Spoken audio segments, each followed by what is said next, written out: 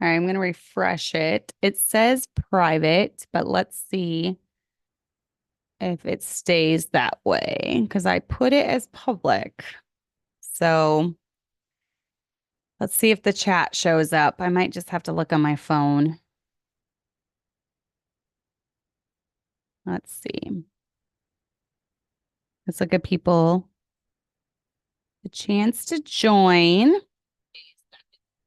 Oh, and there is Kaylin. Hello. So it's showing up on my phone. Okay. Sorry, my hair is looking a little flat. Let's poof it up a little bit. I'm going the curly look this summer. And so get used to seeing my hair in curly methods. Okay, yes, it looks like it's looking for you. Hello, Cindy. I am once again very, very tan because I have been at camp all week. Last week I was at camp. So I started a new thing on my hair. I'm using Catherine Nivens. I've had her on before.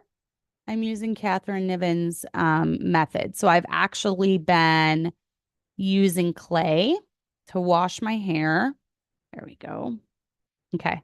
So I've been using clay to wash my hair, and I've also been I went to once a week washes for my curly hair. My hair is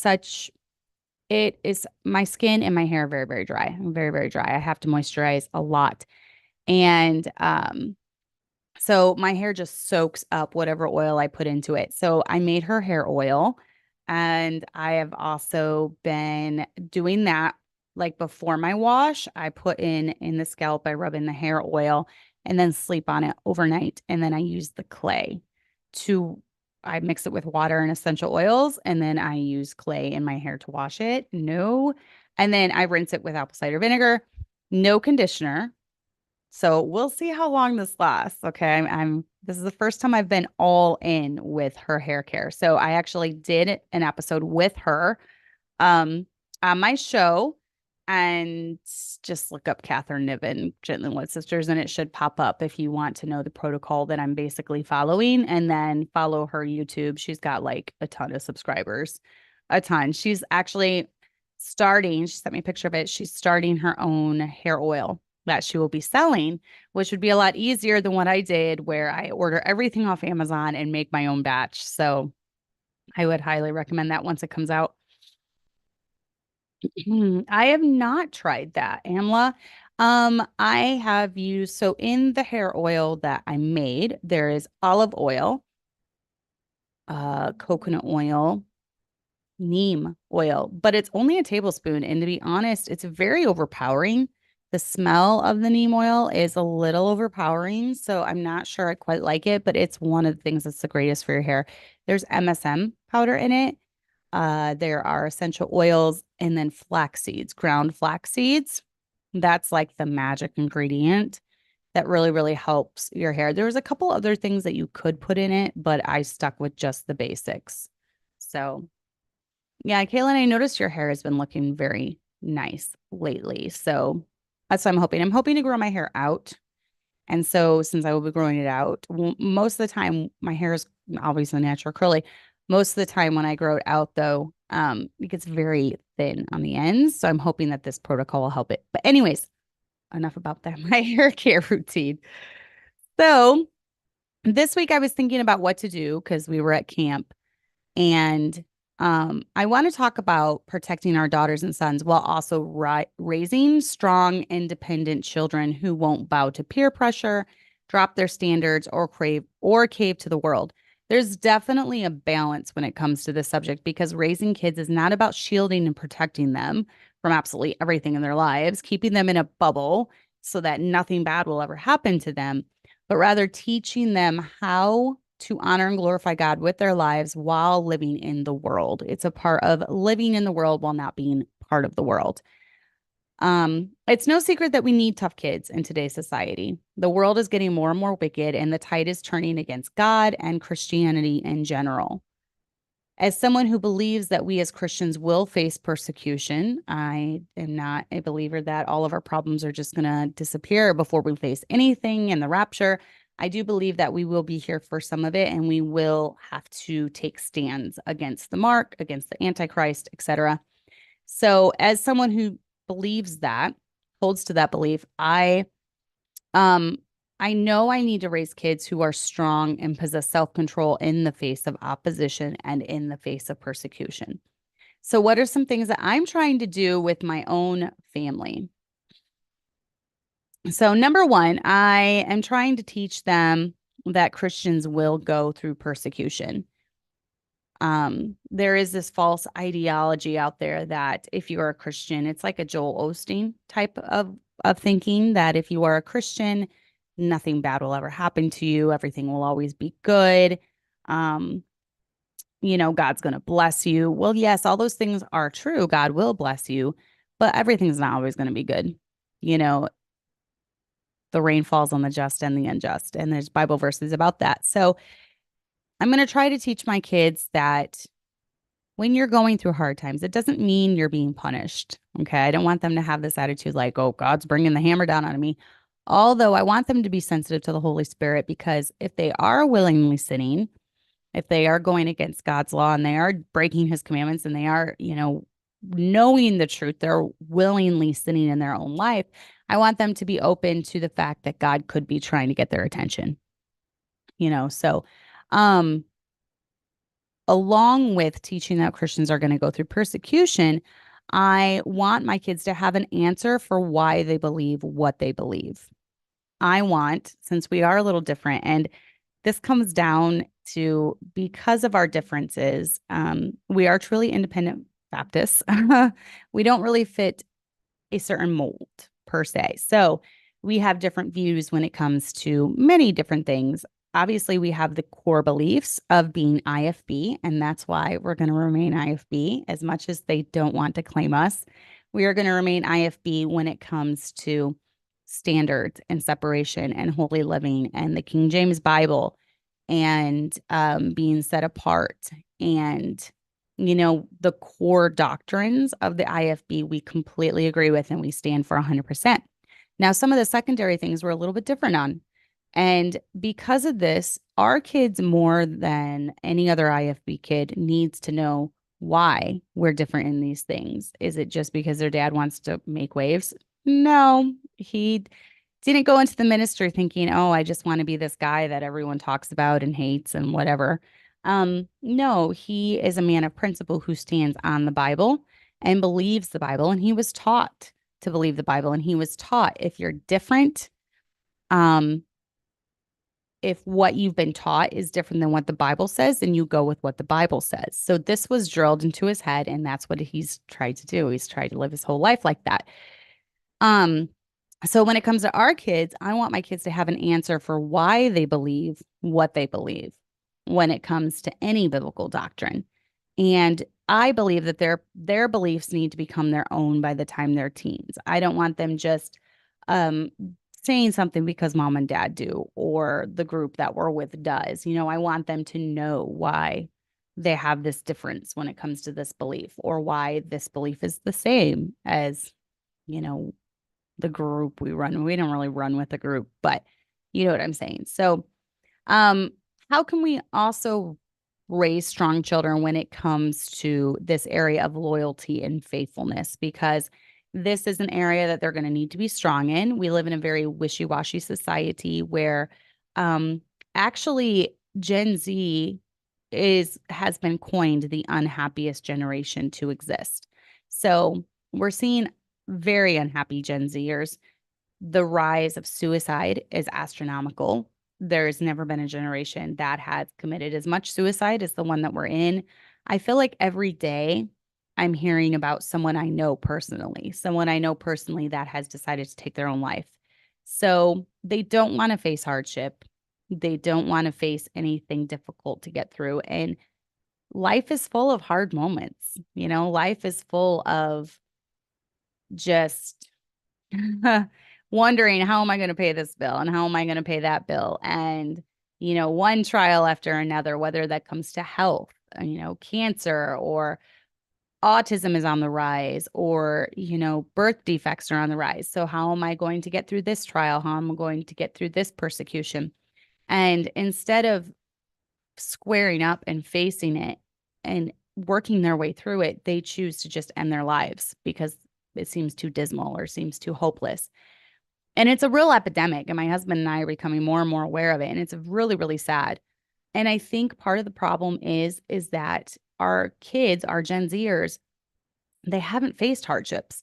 They're not being taught how to face hardships. And it's something that we need to figure out, like, where did we go wrong and how do we fix this? And I'm sure there's research on it and data, but I'm very curious to know the answer. Like, especially because I'm raising Gen Zers. So, what can I do to prepare them to work their way through battles and to always to so that they have it in their mindset that killing themselves is never the answer? What can I do to prepare them for life? And so I kind of have that always running through my head. And that's why I've tried to tell my kids that, the Christian life is not always easy. It's not going to be easy. Staying faithful in a church is not always going to be easy. You have your bandwagon Christians that they kind of, they're like gypsies. They move around to whatever church is the happening church at the time. They start facing problems in their own church, and drama comes, and drama's always going to come because we're people and people are sinful, and where there's people there's drama. So drama comes, difficulties come, battles come, whether it's from within or it's outside. Battles come. And instead of just supporting their pastor, praying for their pastor, being like, Pastor, we are not moving, like remaining unmovable, steadfast, and just digging their feet in and saying, this is our church, this is our pastor, and we're going to support him come hell or high water. They move on to greener pastures. They go to a church where they don't think there's drama. But I'm telling you, every church has drama. It doesn't matter which church you move to. There will always be drama. There will always be battles. And you have to come to a point in your life where you say, that's it. That's enough. I'm done moving. I'm done church hopping. I'm done trying to find greener pastures. I'm going to make the best with what God has given me. God made it clear that he wanted my family in this church. So why 3 years later, just because there's problems, would I decide to just ditch it, move on to, greener pastures? So you as a parent, you have to set the example of loyalty and faithfulness, whether that comes to church, whether that comes to God, whether that comes to marriage, whether that comes to just sticking out the tough times. We are the best example for our children.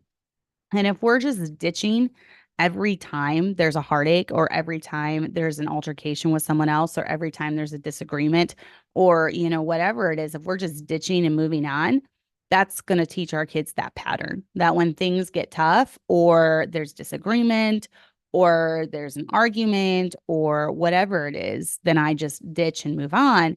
Our kids are going to pick up that pattern from us.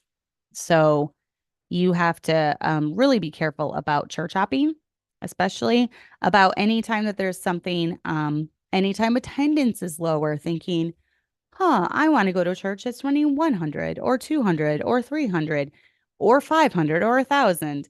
Anytime you go through a tough time, because there's seasons in churches. You're going to be in the valleys at some times. You're going to be on the mountaintops other times.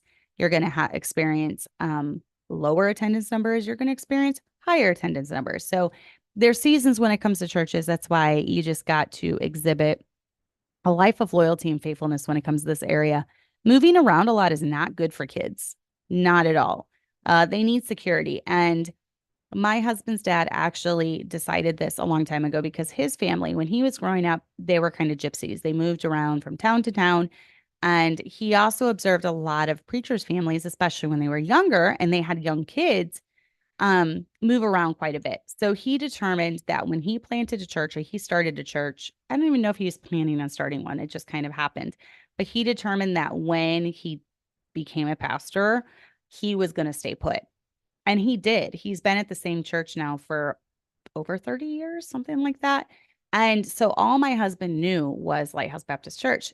Well, there was a couple other churches before that, before he planted Lighthouse Baptist Church, but he actually started Lighthouse Baptist Church.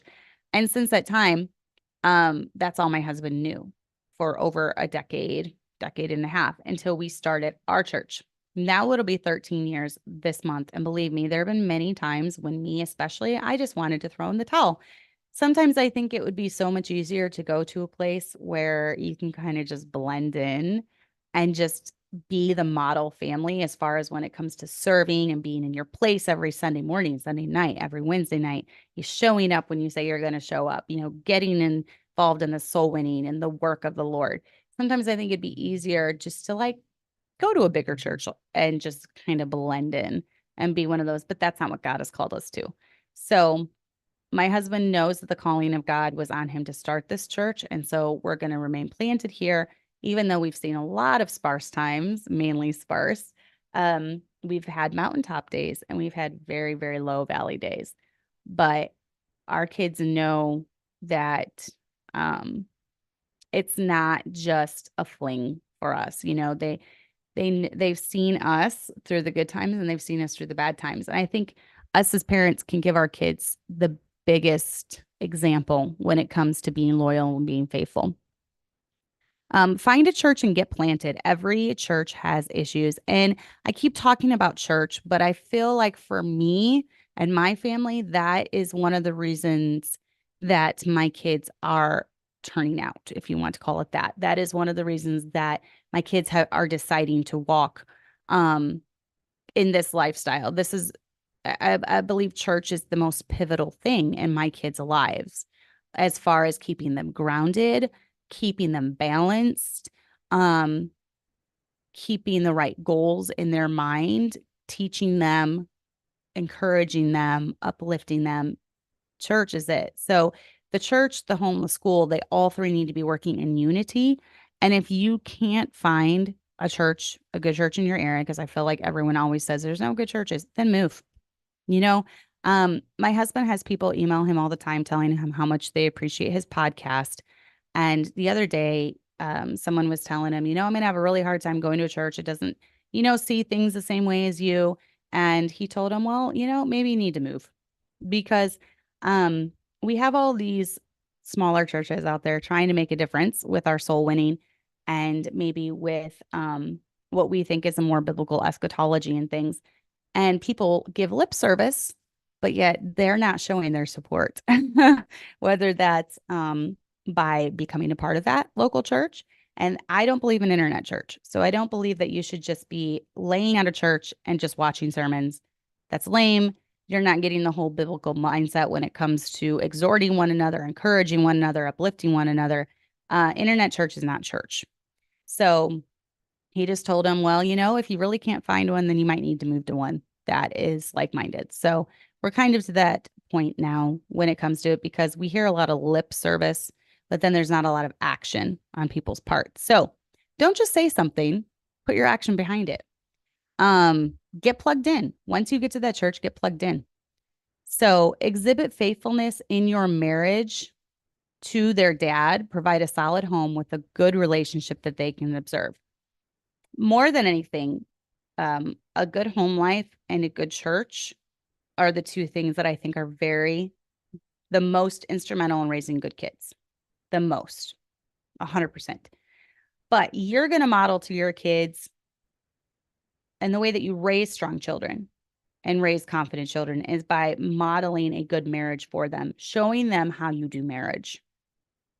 Doing marriage right is not screaming fits and yelling fits and throwing things at each other and chaos and grief and anger and cussing and getting the police involved. That's not exhibiting a good marriage for your children. So if they grow up with that, they're already going to have a toxic mindset heading into their own. So it's up to you to exhibit a strong relationship with their dad to your kids. Let them feel secure, show them how you work through disagreements like adults, how you can work through arguments without freaking out at each other, without throwing things, without yelling, without calling names. My kids have never seen or heard their dad call me a name. Vice versa, same vice versa. We don't use bad language in our home. We don't use physical anything. We don't throw things. We don't kick things. We don't punch things. They've never seen that. And if they ever did, I can imagine it would be very traumatic for them. because we're trying to exhibit to them how adults work through things. You're going to have disagreements as adults. You just need to learn to work through them. So that's a one way that you raise strong children. And Kaylin, I can't wait until you move. I'm so excited to have you be coming here. And I know Abby is looking forward to it too. So you're actually putting action behind your words. So kudos to you. I'm excited about it. Um, how else can we raise strong children? Well, expect some things from them. Okay. And kids do need expectations. While I will say, though, I'm not talking tiger momish expectations. Okay. I've seen tiger dads in the Baptist world, I've seen tiger moms, and frankly, they raise bitter, angry children who want to escape as soon as they turn 18. So that's what I've seen. I'm not talking about that. I'm talking about reasonable expectations. Some of the expectations we have for our kids is number one, we expect faithfulness to church. If they're not going to our church, which our church takes priority, but if they're not going to our church, they're in church. They're going to church somewhere. Um, we expect them to be faithful to their job. If they get a job, they're going to take it seriously. They're going to be faithful. They're not going to be calling off for every little thing. If they get a hangnail, they're not calling off. They're going to be faithful to their job. We expect faithfulness in their schoolwork and their chores. We don't do this. Oh, are we going to school today? Maybe, maybe not. No, school is a priority. When school is going on, school gets done. So, and we expect them to be faithful in their schoolwork and the chores that they have. They all kind of have set chores, and we expect them to be faithful in those things. We expect them to rise to the challenge of whatever job we have for them.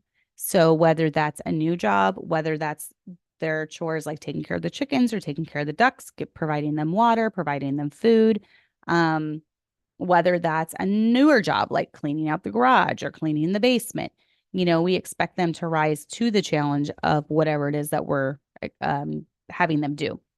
And if there's not, there's consequences, usually in the form of more chores.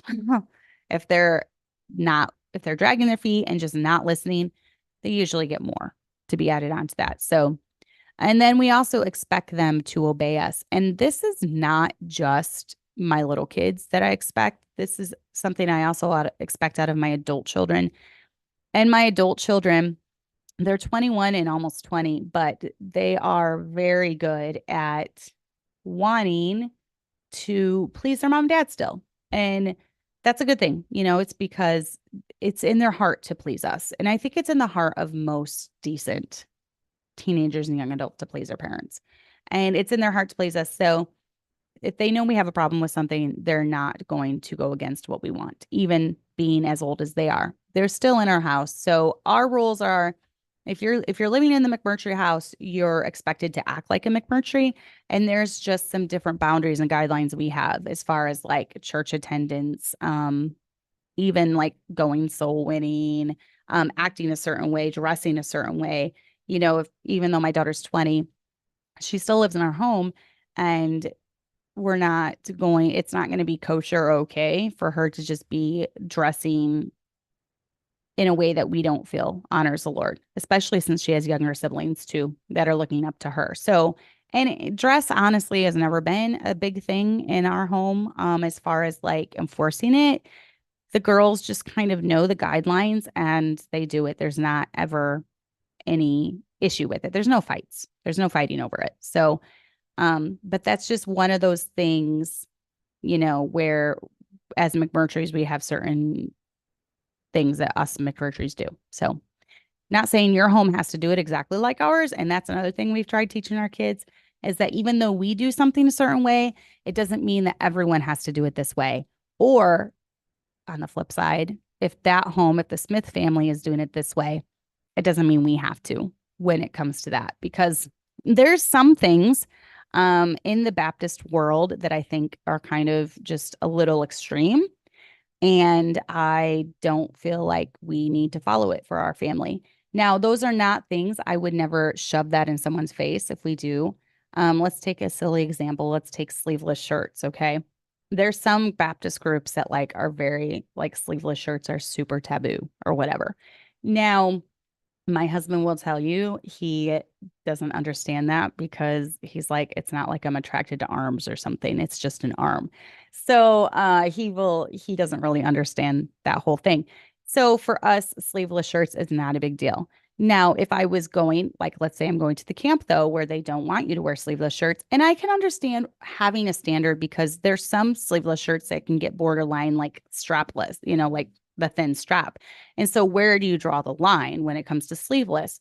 So whereas I feel like the strap, just the thin strap, might show a lot more of your chest area or your back area. So I can understand having a guideline. So let's say we go to a camp that has the rule no sleeveless. We're not going to wear sleeveless and like flaunt it in their face, obviously. Okay. So I'm not talking about using your liberty in Christ, wearing sleeveless versus non sleeveless. And that's a silly example. Some Baptists are weird about it though. I'm just telling you a silly example. I'm not saying to like use your liberty to wear sleeveless and then flaunt it in someone's face because that wouldn't be right to do either. So, some Baptists are really weird about shorts on guys. And, if you look at the definition of modesty in the Bible, that's what I'm most concerned about. And it has a definition from something the loins, the knees, below the knees. That's nakedness. You need to definitely cover that up. So this is just our guideline. This is what we do. I'm not telling you need to have the standard. We do like 2 inches below. I don't like any cleavage showing. I don't mind sleeveless as long as it's not cutting in and showing undergarments. That's kind of rule of thumb too. You don't want to show undergarments because I believe then that's immodest, when you're showing people your undergarments. 2 inches below the collarbone down to below the knee is kind of the guideline that I give my girls. And there's not really been any fights over that. All that to say, I teach my girls this is what we do. But if someone has their skirt a little shorter or their sleeves a little cut in more, I don't want them to be all judgmental and be like, oh my goodness, can you believe that? Hussy for wearing a sleeveless shirt cut in a little bit too close over her shoulder. It's really ridiculous sometimes how judgy families can be of other families, and you got to watch that. So, because then you're not teaching them the right why, or do they have that standard to bring honor and glory to the Lord, or do they have that standards they can feel better about than everyone else, And when you get that very, very, very, thank you, Ron. When you get that very, very judgmental attitude towards every other family, you are teaching them that they're kind of doing things for the wrong reason, So you got to be careful about that. That's the verse. I miss Beth being in the live chat, Beth Todd, because she'd always put like, I know these verses, they're in my mind, but I don't know references. I don't know exactly where they're at. And so she would like always stick them in the chat for me. So now people will say, okay, so the verse says they shall reach from the loins even unto the thighs. So then you can just, expose everything on top, right? Well, then I think we're getting into violating the whole modest apparel. Obviously, you're not going to be very modest as a woman when you have your entire top exposed to the whole world. So, yeah. So then we're violating the whole modest versus unmodest. And as a mom, I do believe it is up to you. Talk to your husband, see what he thinks is modest and immodest because he's going to know more than you as a man because men are visual creatures. Talk to your husband. See what he thinks and then set some guidelines for your daughters. Maybe you don't like sleeveless. Maybe your husband thinks that biceps are really awesome and cool on women. So maybe you want to cover those up. I don't know. Just don't go off with someone else's standards. Develop your own for your family. And then to explain why you're developing these. Well, okay, this is biblical nakedness, but then this, I believe, crosses the line into immodest. And we do want you to be modest as Christian women. We do want you to be modest, and that's why we have this standard, or that's why we have that standard, or whatever. So, all right, number 4, how can we raise strong children yet being protective of them at the same time?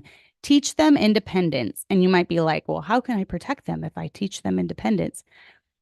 Because if they have no clue what's going on when it comes to, and we're going to kind of get into it in a second, but just how the world works. Okay. They're going to be at a disadvantage. They're going to be vulnerable. They're going to be open for someone to take advantage of them. So that's why I firmly believe in having independent daughters, raising independent daughters, so that they're aware of the dangers that are out there, And one way that I teach my girls independence and my boys too is I teach them how to step out of their comfort zone. We're always going to be stepping out of our comfort zones. This show is out of my comfort zone. A lot of times I've hated it because it's put me under a lot of scrutiny, and I've gotten a lot of nasty emails, and I've been preached about, and I've been talked about. But on the flip side, it comes with a lot of blessings too. I have women that benefit from it. I get emails from women asking me things. I get emails from women telling me it's been a help to them because they're just newly saved or whatever. So, the blessings do outweigh the negative, but it's definitely out of my comfort zone. I do not think I am a naturally gifted speaker. And I say too many times. I sniff too many times. I look up too many times. I don't feel like I'm a naturally gifted speaker. I don't think I'm funny.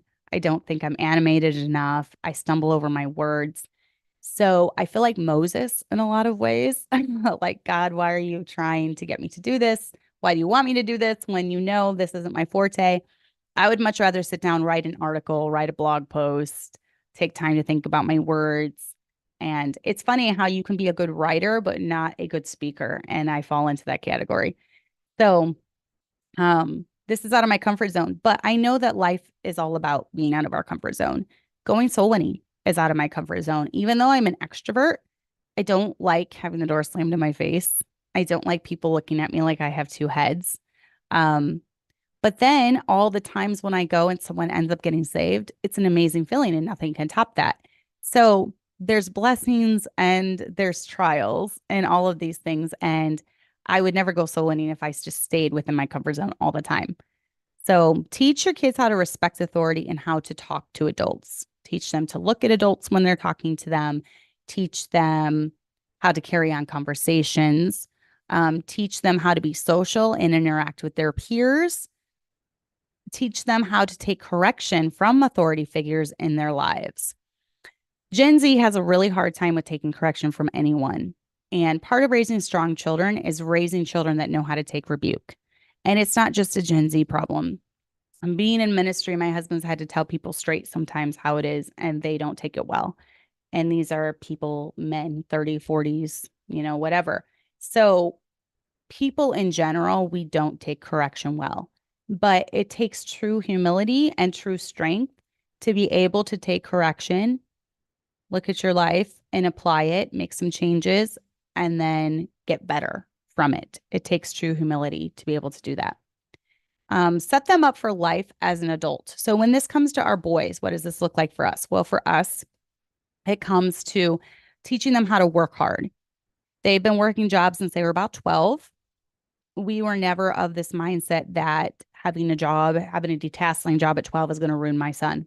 No, we warned them potentially what could be pitfalls in that job, whether it came to boys showing them, other boys trying to show them things on their phone, dirty jokes, cursing, things like that. We warned them, but we wanted them to learn to work hard.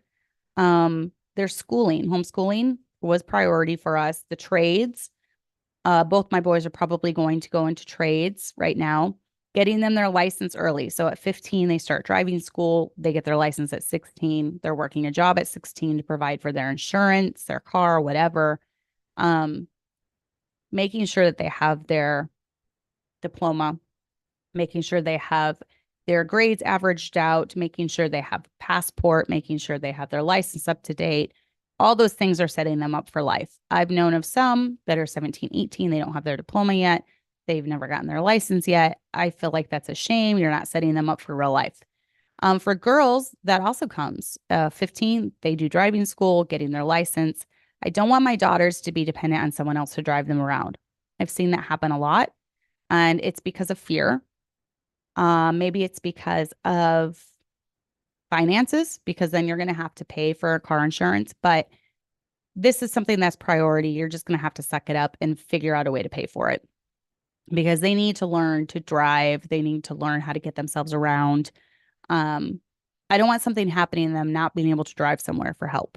So This all goes into preparing them for life, preparing them for emergencies, different things like that. Now, that being said, one of the ways that we are protective of our girls is or our kids, we don't have to send them to public school. We pay for it. Yes, it's more expensive. It's $350, $400 for driving school. It'd be a lot easier just to send them to the public school. But I really honestly don't want my kids ever walking through the door of a public school. That's just how strongly I feel about it.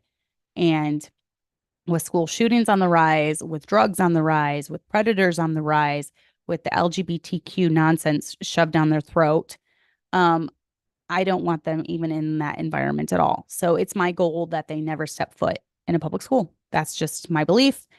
That's how strongly I feel about it. So we're going to pay the money. We're going to pay the hundreds of dollars to get them through driving school. Well, the same man here in town has taught all of my kids. I like the way he does it. He never drives alone with a student. There's always two or more students driving with him. That's a requirement, which is good because that's just leaving out any question of wrongdoing or anything going on. So I like the way that he does it here. Um, Also with my girls, though, they can learn to do things from home. Abby teaches piano from home. I'm very serious about their schooling. Just because they're girls, it doesn't mean that they don't need to be smart. So I make sure that they're doing their homeschooling, their arts when that comes to music. My boys also took music. I think arts are very important. With my girls, I definitely want them to know how to run a home, take care of babies, how to cook. You'd be amazed and shocked at how many young girls nowadays don't know how to do that. And I don't want that for my girls. So, aw, that's sweet, Kaylin. She said, I'm not an extroverted person. I'm meeting new people scares the life out of me. So when I visited y'all's church the first time, best believe my blood pressure was through the roof. But I'm glad you did. I could tell you were nervous at first, but our church is a very friendly church. So I knew you'd feel right at home. Definitely. Cindy, that's going to be something that you're just going to have to force them to do. If one of my kids was 17 and they were like, I'm not getting my license, I'm sorry, you're McMurtry, you're getting your license at 16. That's what we do. So there's some things that are non-negotiable, and that would be one of it. Maybe ask him, get to the root of why he's so afraid to get it. Does he not want the responsibility? Is he afraid of getting in a car wreck?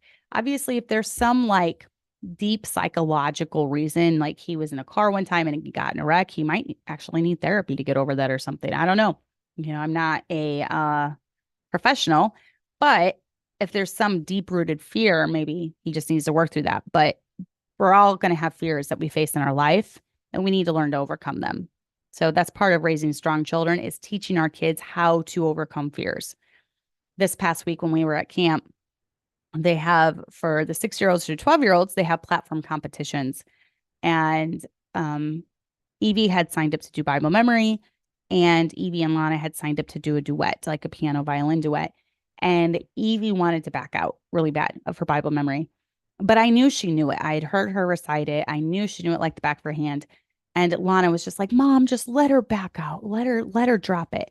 I was like, no, this is the reason we do these things at camp, is to provide you with good lessons to learn from, right? So I told her, I said, Evie, here, compromise, I said, instead of doing 10 verses, which was the full chapter of what she knew in Psalms, I said, why don't you have to do at least 5? I said, so the first 5 verses really good. And I said, do you know to verse 6? And she said, yeah, I do. I said, okay, let's do verse 1 through 6. And I know you'll do great. And she was so nervous, but she got up there and she did it word perfectly. And I was so proud of her. And the look of joy on her face when she was done, it made it all worth it, because she was so proud of herself. And it showed her that she can do the hard things. She can get up there. And even though she's nervous and about to faint because she's so nervous speaking in front of people, she did the hard thing and she made it through. And it didn't kill her. So teach them their address when they're real little. Teach them how to interact with adults, but heeding the red flags that people give off. Kids are very good at pegging people. Kids have a very good sense if someone's a good person or a bad person, and their instincts are usually right on. So definitely listen. If they have a concern, they bring a concern to you. This person said this to me, or this person did this to me. Listen to them. Listen to their concerns. Teach your teen girls about boundaries and what to do if someone's giving off weird vibes or saying inappropriate things to them. Um, so when Chloe ended up, working this summer, my husband and I dropped her off, and the entire way there, we were just giving her some tips. And I know this is when we took her out to eat for her birthday, and we were giving her tips. And my husband told her, if someone makes you uncomfortable at all, like in things they're saying and the way they're looking at you, if they try touching you, whatever it is, you need to tell us immediately. And my girls all know that. They know if someone ever does something inappropriate, they need to come to mom and dad and they need to tell them. We keep that communication line open. We train them from the time they're young. From the time they're young, we play the game where I'll point to different parts on them, usually while bathing them or something, and say, is it okay for someone to touch you there? Is it okay for someone to touch you there? All the different parts. And then we go over what's okay and what's not.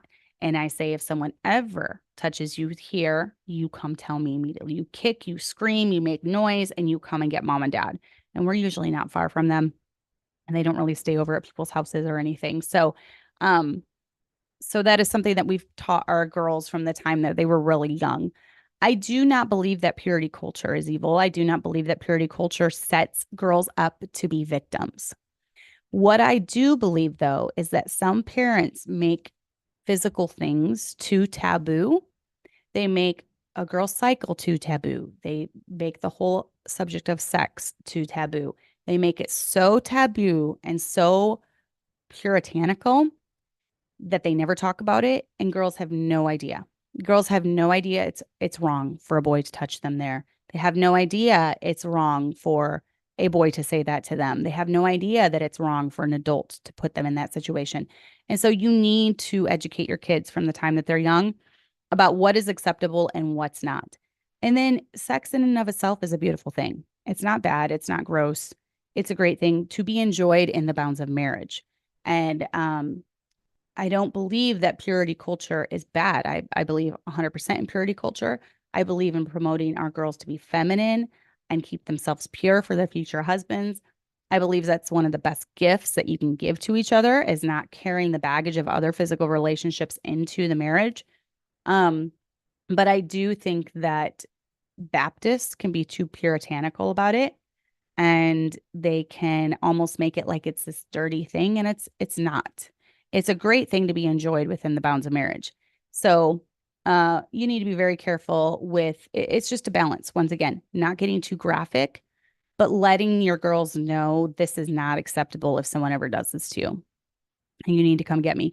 Because most of the girls who were in IFB churches where this happened, they were groomed for a very long time before.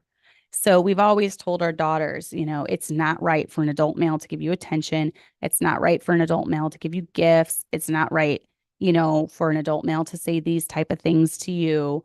It's not even okay for your own peers to say things that make you uncomfortable. So we've always been really open about that.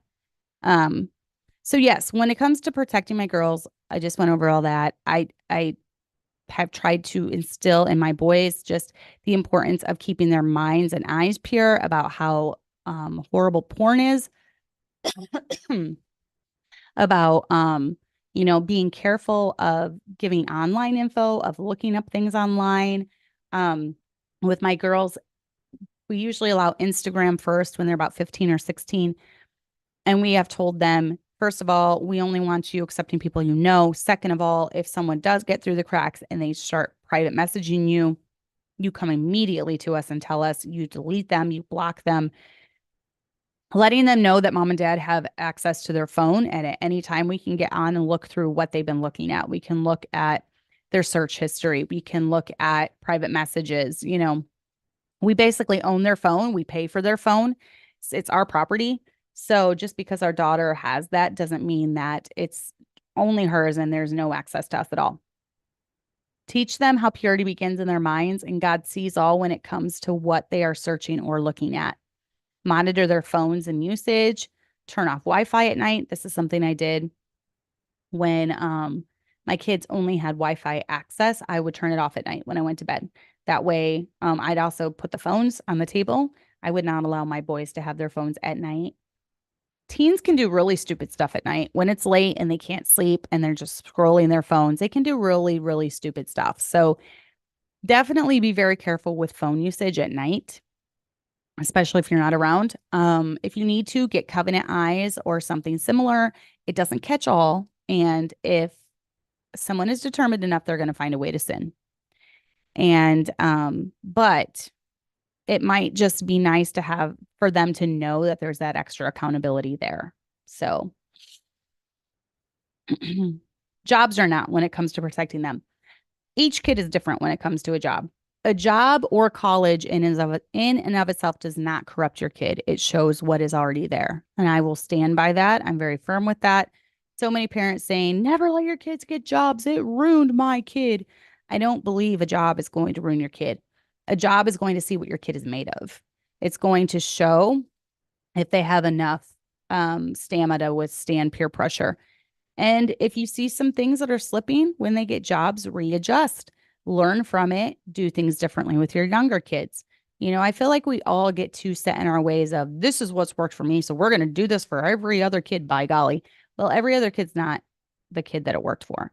So while the same principles might work, you might still need to tweak when it comes to each kid. Some kids are more easily influenced by peer pressure.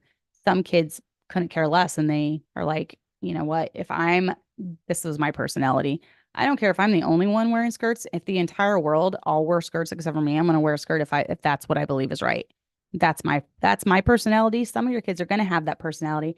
Some of your kids are going to want to look a little bit more like all their peers and act like them and talk like them. So every kid's different. Teach them how to turn away from temptation from coworkers. Teach them what sexual harassment is. Teach them that it's never appropriate for a boss to comment on their looks, whether that's like positively or even negatively. You know, as long as they're abiding by the dress code of their work job, they should not be being told how beautiful they are, pretty they are, how sexy they are. Um, that's not cool. So communicate with your kids. This is the biggest thing. Let them know that they can come to you with any problem that pops up. We had a situation when Tommy was 16 and it was borderline sexual harassment stuff from a coworker who was a young coworker, but in a relationship with an older man. And he was being groomed. He was totally being groomed. He was a little fruity, but as Tommy worked with him, the longer he worked with him, the fruitier he got and the more effeminate he got. And it was because he was being groomed by this older man. And we ended up going to the police about it because we didn't know, since we knew about it, we didn't know what, like, as my husband being a pastor and me being a pastor's wife, we're mandated reporters. So if we ever hear of any type of sexual abuse, physical abuse, we need to report it to the authorities. Well, we only knew about this because my son was working there. But once we found out about it, we were like, this might need to be reported because this is an older man going for like a 16-year-old or whatever he was, 15, 16. We did end up reporting that. So, what about when it comes to camps or ministry related things at different churches? Well, I would say just listen to your gut. You know, children's programs, camps, etc., are not evil in and of themselves. However, sometimes things do happen, and they have. They've happened in the IFB world. They happen at public schools. They've happened at YMCA programs. They happen because bad people are everywhere. Sometimes they just slap a Christian label on it, and sometimes they get into Baptist churches to prey on kids. So you have to be aware of that. Sometimes things do happen, and it's up to you as the parent to prepare your child for what that would look like or what that, you know, what could lead up to that. If they come to you with a concern, listen to them. I've heard too many stories of kids being abused even by step parents, telling their biological parent, and their biological parent will not believe them. So please, kids don't tend to make things up when it comes to physical sexual abuse. Listen to them if they're telling you something. Alert authorities if a crime has taken place. And you can explain things without going into graphic details. Make it age appropriate, just like the touching game, you know, with the kids where you teach them what parts of their body are okay for other people to touch and what parts are not okay for other people to touch. As they get older, you can tailor that into age appropriate scenarios.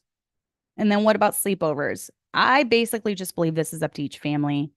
Obviously, it's a big no when it comes to my kids and dating. they will never sleep over at someone's house of whoever they're dating. That's just setting them up for failure.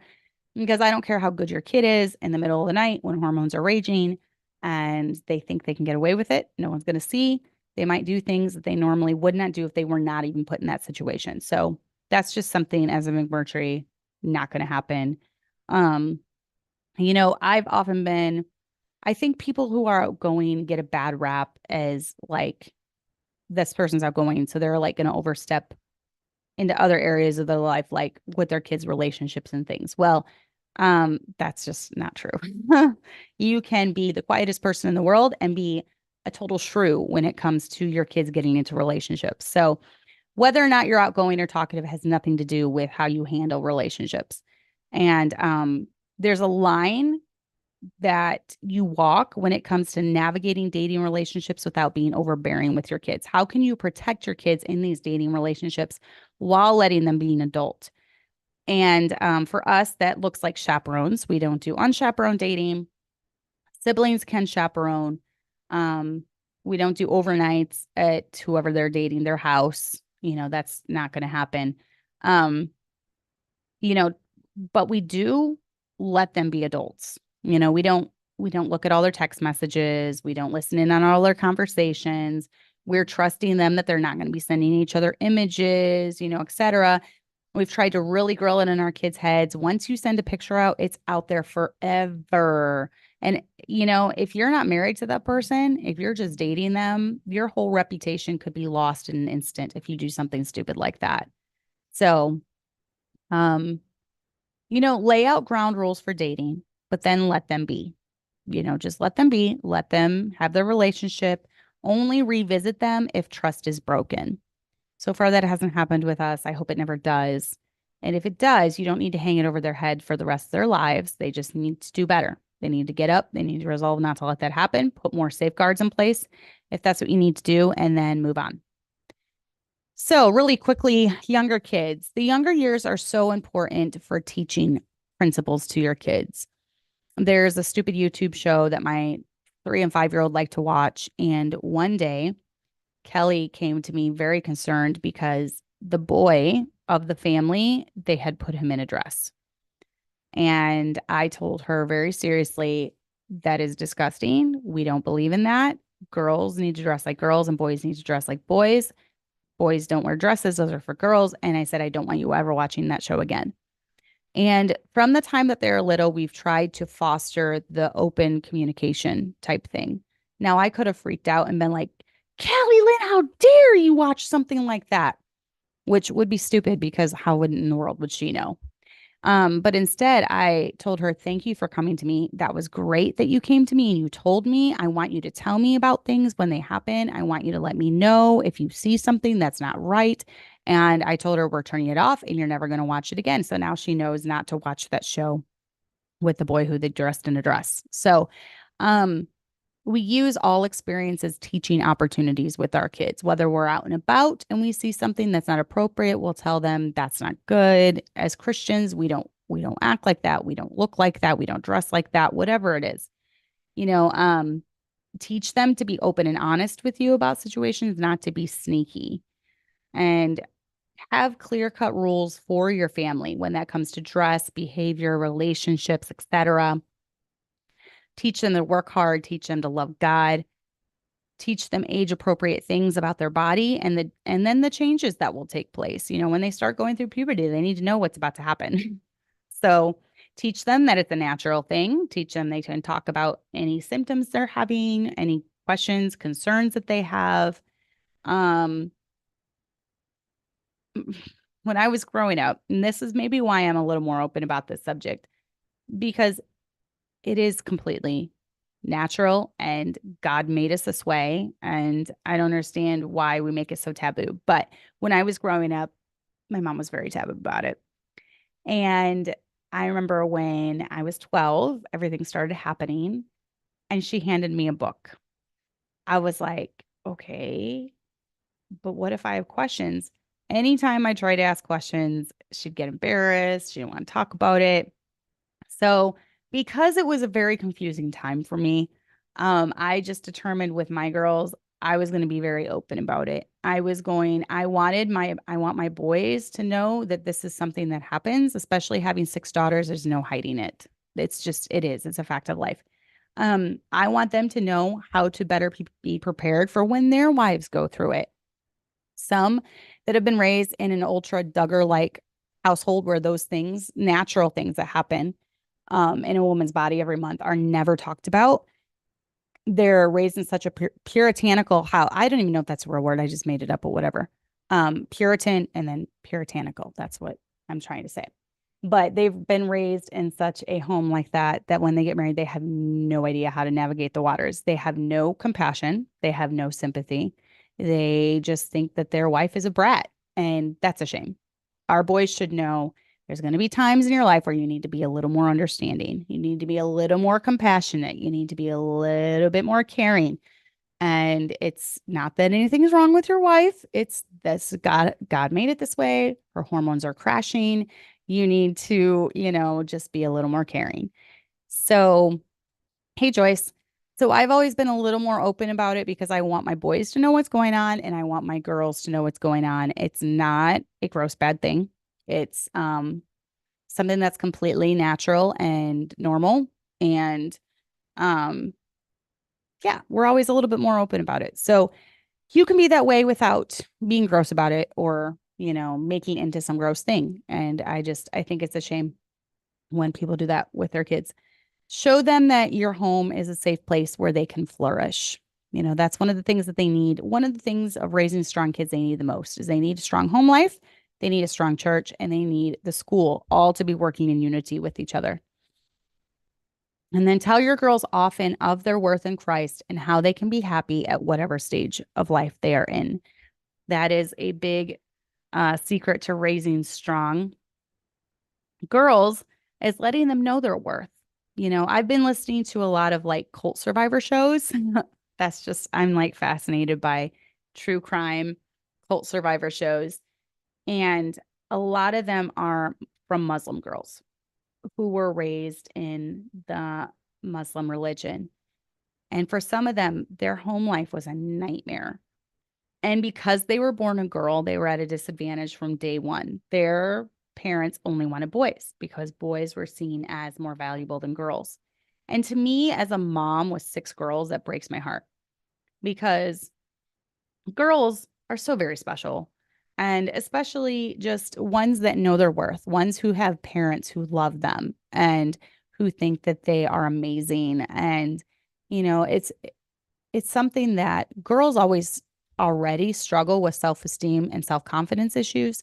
So imagine being born into a home where they tell you every day, I wish you would have died before you were born. This one girl I was watching, they actually tried to honor kill her by beating her to death. And it was terrible. And she's overcome that. She's speaking out now about it, but she's in her 30s, early 40s, and she still is dealing with the aftermath and just the psychological effect it had on her and the emotional effect it had on her. And she can't get through the story without crying. She can't get through the story of how her mom would tell her, you're worthless to us because you were a girl. You should have been born a boy. She can't get through that without crying. So for me as a mom with six girls, that breaks my heart. And I don't want my girls to ever feel that way. So tell your girls often how much you love them. Tell them often, you are beautiful. God made you beautiful.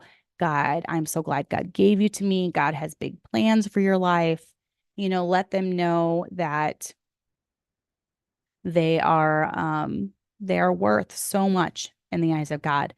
So, and that is one way I believe we can raise strong yet protected girls. I think that the biggest thing with raising strong but protected girls is keeping the lines of communication open when it comes to everything. If someone makes you uncomfortable, tell me. If there's a situation you're ever put in where it makes you uncomfortable, tell me. If something happens, tell me. Teaching them not to put themselves in situations where, or allowing situations where that could happen. If a boss wants to take them somewhere by themselves, saying, no, I'm not comfortable with that. Teaching them to stand up for themselves. No, I don't want to be alone with you. No, I don't want to go on a trip alone with you. Whatever it is. So many situations where a man was able to groom and then sexually abuse a girl was where the parents weren't vigilant and making sure, first of all, their daughter was never put in that situation. She never rode home by herself with the youth leader or the pastor, which is so dangerous and so stupid. My husband won't even be here at the church alone with another woman by himself. Why in the world would you send your teenage girl with the youth leader by herself on an hour-long, car ride? It's just beyond stupid, stupid, stupid. And this stuff happens in public schools too. It's not just IFB, it happens.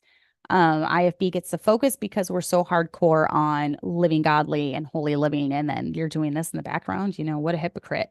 I understand that. But it happens all the times in public schools too, where a gym teacher was taking advantage of girls. A woman teacher was sleeping with a 15-year-old boy in her class or something. It's insane. Now it's even the women that are preying on their students. So you have to teach your kids what things are okay and what things aren't, and teach them to speak up if something ever makes them uncomfortable or is just weird or whatever.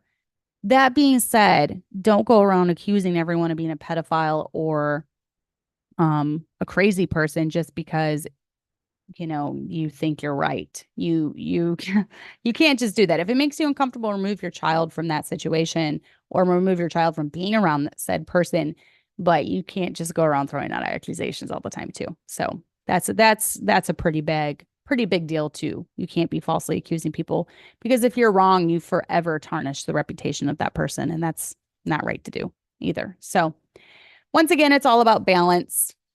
The Christian life is all a balancing act when it comes to being protective enough, but then not too protective. Vigilant enough, but not so vigilant that everyone's a reprobate and everyone's a pedophile and everyone's preying on you and your family. You can definitely go overboard with it. So I hope you all have a great week. Like this video, comment. That helps the algorithm. Oftentimes I'll have a lot of people that have watched it, but no one's liked it. No one's commented. So then it kind of just sits there. The ones that get the most views are the ones where people interact with them. So definitely interact with it. Leave a comment below about any type of guest that you want me to have on, any type of suggestion as far as topics that you want to see, and I will definitely try to cover them. So I hope you have a great week. Next week, I will be doing it very early because I have to be at camp by 12:30. So I'll be doing the show in the early morning. Not early, because I'm not an early morning person. I'm not like 6, but probably 10 or 11. I'll be doing the show next week. So I will see you all then. Have a great week.